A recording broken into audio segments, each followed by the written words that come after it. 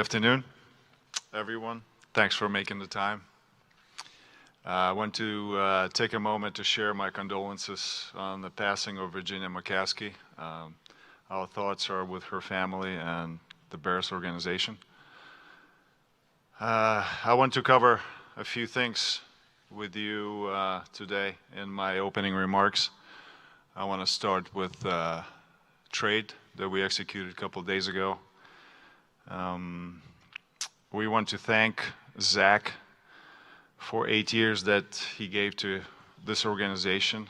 He grew his NBA career here in Chicago, and we know he will be missed by our fans and the Bulls organization who've been witness to that journey. A physically gifted and talented player, he has been excited to watch. He developed his leadership role and became an encouraging voice for young players.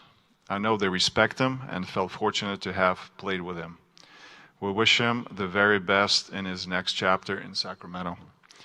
I also want to thank Tori and Chris for their professionalism and contributions to the team.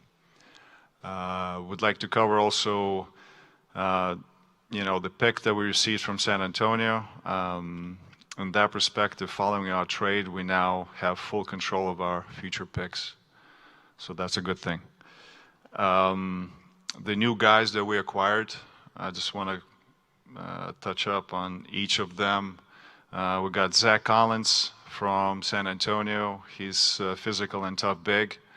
We got Kevin Huerter, a versatile wing that can do a little bit of everything, and 37% career three-point shooter.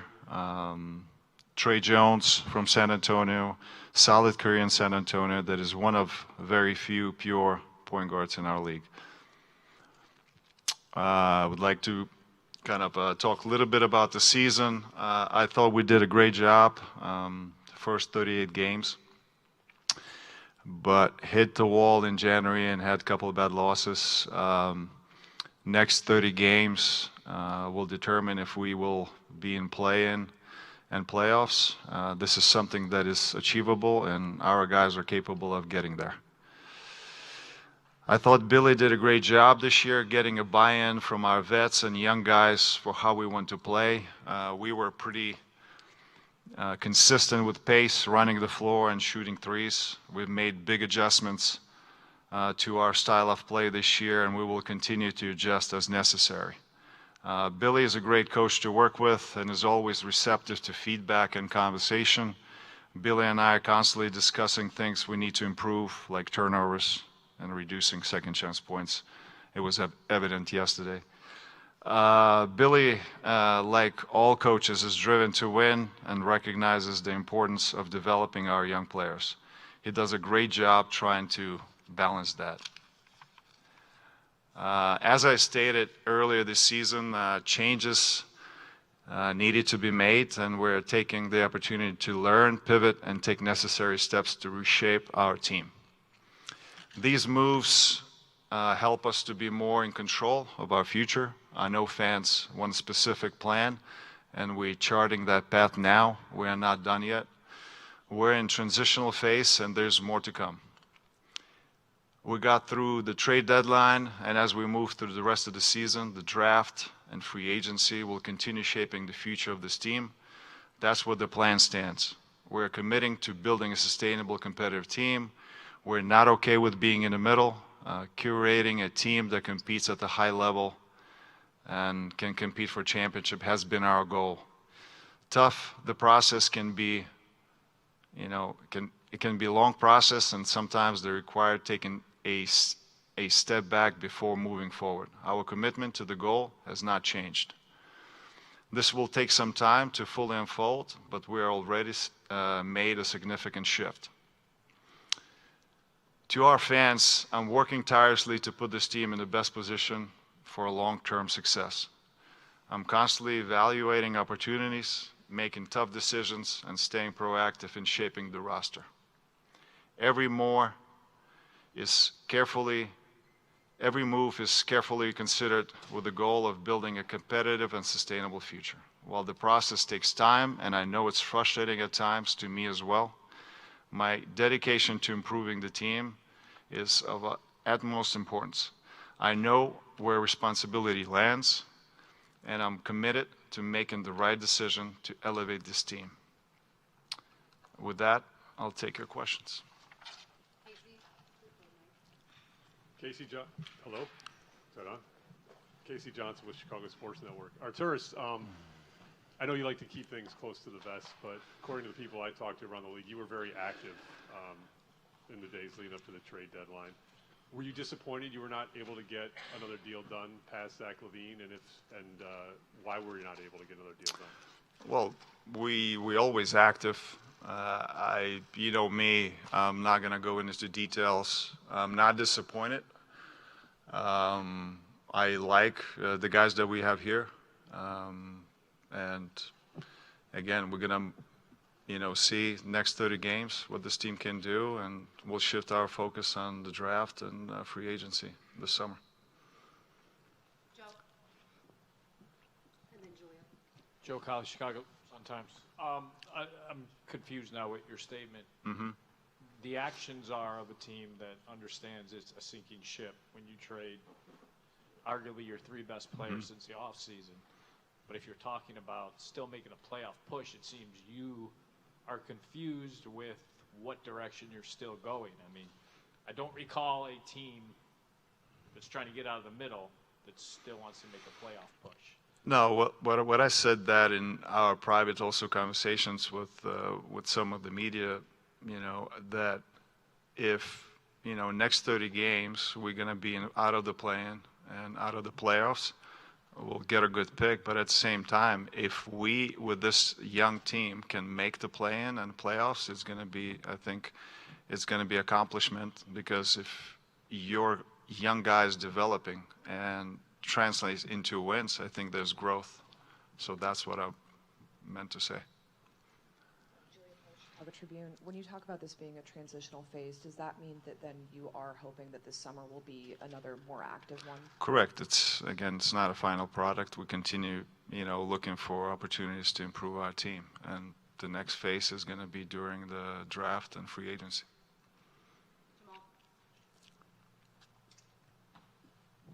Hi, Jamal Collier from ESPN. I just want to ask you about, we saw over the summer the trade you made for Caruso was for a player, not a bunch of draft picks. Even with Zach, you got a bunch of players back, your own draft pick.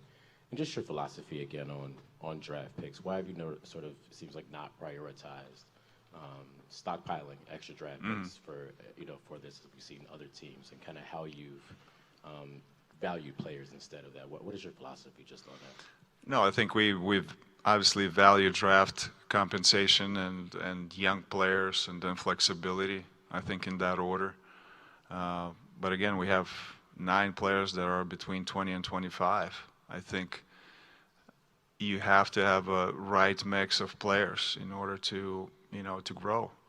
You can't just roll out, young players and think that they're just going to develop on their own. I think you need a right vets, experienced guys to be around, and I see, in that Vooch and, keeping Zoe in that kind of role.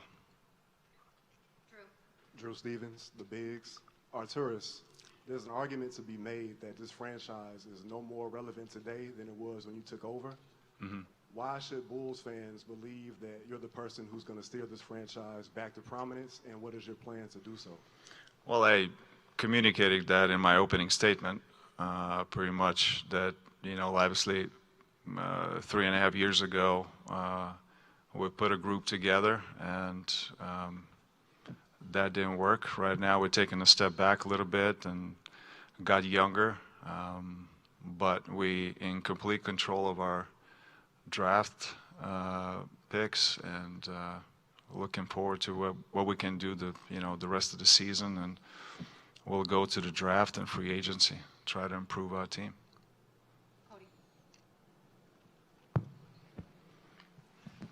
Cody Westerlund with The Score. Yes, no question. Did you ever get a first-round pick offer for Zach that wasn't your own pick? You wanted me to tell you details, what it was offered or what it was? I mean, the actual deal that happened with San Antonio, that was the deal that we executed. Organization. A I'm standalone not gonna talk about hypotheticals, Okay. sir. And then a follow-up too. There's an argument to be made. You could have kept your first-round pick by being in the bottom 8 for the next couple of years. So what went into that calculation to get it back? I think calculation went into to get our pick back, so we have freedom this season and for years to come. Artūras, I mean, obviously, Billy talked about this earlier in the year after, I think it was back-to-back losses to Ant and, I don't know, some other star player. Mm-hmm. That's fine that you guys are taking a couple steps back and, you know, it might not be at the speed that people like, but at the same time, until you land that star player, you're basically always just going to kind of be on the outside looking in. Mm-hmm. What's your plan to do that? If it's not going to be to tank to get the highest pick possible, how do you think that's going to happen? It just depends where we're going to land this year, right? I don't know. I cannot predict next 30 games. But what you want to put yourself in the best position to have a higher Yes. And I think by getting our pick back and not to worry about where we're going to land this year, you know, there's an opportunity during the draft, you know, to land another young player and consistently, obviously, look for opportunities to get a star player. I think in terms of moving forward, I think there's different structures that you can, you know, try to get to a championship. There's a 2-3, you know, star players and then a lot of role players, or you can build it as a 9-10 very good players. And I think now we're leaning towards to have a lot of solid good players, a 9-10 that can last through the season because, you know, there's going to be injuries and, you know, I think more and more teams are doing that. Following up on Jamal's question, what level of urgency do you feel now to kind of maybe start that stockpiling process of draft picks just as you move forward after getting what you got back from Zach? Well, I think we're young, but like I said, you know, a lot of players have 5 years of experience in our league, so it's not a huge step back. You know, the guys that we have, they're, you know, very good players, and hopefully they're going to show the growth. I think you depend on those players developing, you know, and adding something every year. So hopefully next 30 games will show some growth. I wanted to ask again about Zach, and I know you know, his name had been out there in trade circles for, you know, probably a better part of a year now. But did you feel urgency to move Zach at this deadline period, and maybe where does that urgency come from? Is that coming from? Where does that urgency come from? Well, I think it was an opportunity. Zach has been really good for us last 4 years, and this was what was the opportunity to, you know, obviously to get our pick and players back, and for us to continue, you know, in the direction that we're going. Artūras, obviously you want to try to make the best deal possible, but why wasn't there a greater sense of urgency, or why wait on a player like Vooch or Kobe when Vooch is going into an expiring contract? And because of the 140% rule, Kobe probably is not likely to sign an extension if you were to offer one, and he would hit unrestricted free agency in the summer of 26. Why keep these guys on a roster now rather than try to maybe get some assets for them now? I think there's no urgency, if, you know, in that perspective. I think Vooch is huge of what we do here, you know, with this team, you know, on offense and defense. I think teammates love him. Going back to, you know, you have to have the right guys, you know, and try to win games, you know. So next 30 games, I think we're going to be able to find out more, and then we'll move to draft and free agency again. We'll get a couple more. Mike? Artūras, do you see this this young nucleus you have, Kobe, Io, Giddey, Matas, Patrick? Do you see that as a young nucleus that's going to keep growing, or do you feel like that I seasons think need to be made to have with I that group? think we have pretty good nucleus of young players, but you never stop looking for opportunities to improve the team, and I think those guys have an opportunity now for the next 30 games to see what they can do, and we can talk at the end of the season and see what's need to be done, and during the draft and free agency, what's need to be addressed. Matt Zahn, CBS Chicago over here. You talked about getting out of the middle. I'm curious what you consider maybe a preferred outcome this season, just making the play-in or being worse and getting a higher draft pick that will help you get out of that middle. Well, there's a possibilities, right? So we might get a high draft pick, or we might be in the play-in, we might be in the playoffs. I think I was saying that if this young nucleus can get you to play-in and the playoffs, I think it's going to be growth in terms of your young players and development. So is that worth it? That's worth it for me. So yeah. Go ahead, Tony. Tony Gill, CHGO Sports. Artūras, you mentioned the young nucleus, and a lot of that now, in terms of the way the roster is constructed, is guards. So what conversations have you had with Billy about how to make sure you see all these guys play to figure out what to do moving forward going into the offseason? So I haven't talked to Billy in terms of, in regards to our new guys and how we're going to play. And so I'm going to have now time after trade deadline to sit down and talk to Billy. But I think just the way we played and, Billy's desire of like mixing it up, yesterday, obviously Mata started, and in Boston we started 4 guards. Other games we, start 4 guards, and so we kind of changed things around. So I'm confident that we're gonna figure it out next 30 games how to continue, developing our players at the same time teaching them how to win games. Andy Seligman, AP. Artūras, just what was the thinking behind re-signing Alonzo, or extending Alonzo, I should say? I mean, to have him last 3-4 years here, and what he's been through, to see his growth this season and his resiliency even during this process of coming back, he's so good for this team and for our players. They love him.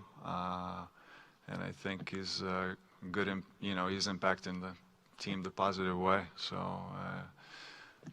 we wanted to keep him. Joe, did you have a? Yeah. Last one, and then Sam.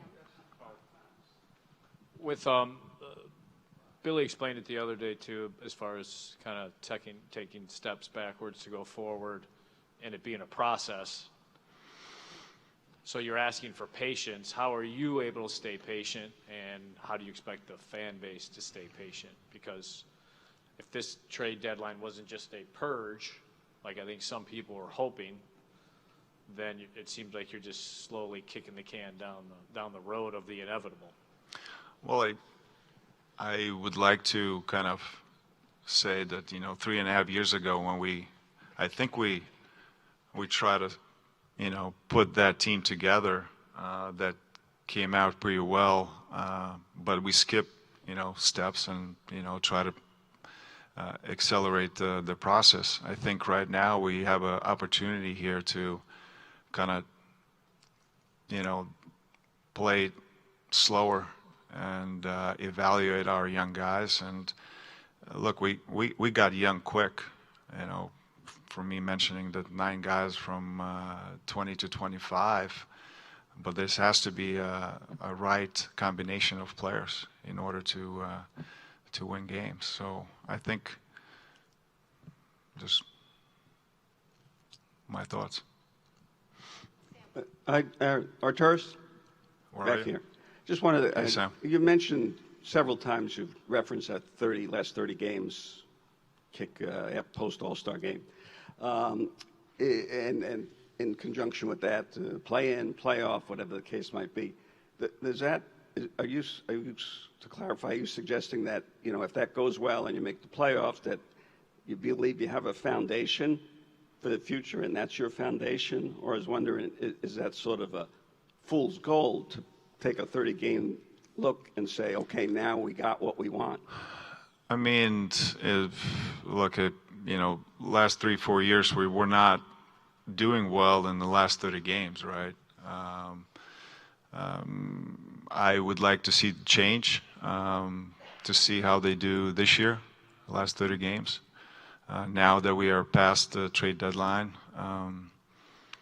But that conversation probably, I don't have a crystal ball, what's going to happen in the next 30 games. But if we in the play-in and the playoffs and your young guys are playing and they, you know, contributing to winning, I think that's a win in terms of their development. And if you are picking high, that's, you know, that's also good. So I think it's in 30 games we are able to see what's going to happen. One quick one. How do you feel about this trading deadline as far as what you accomplished, what you want accomplished, and how do you view it? I mean, you know, we like what happened, you know, a couple of days ago, and we were able to execute this trade. But I think, you know, there's every trade deadline. There's a lot of opportunities. There's a lot of you know, calls that you have to make. There's a lot of calls that you're going to receive, and it's pretty busy until the last second. But I'm happy where we landed, and, you know, with this group, looking forward to see them 30 games. Thank you. Thank you.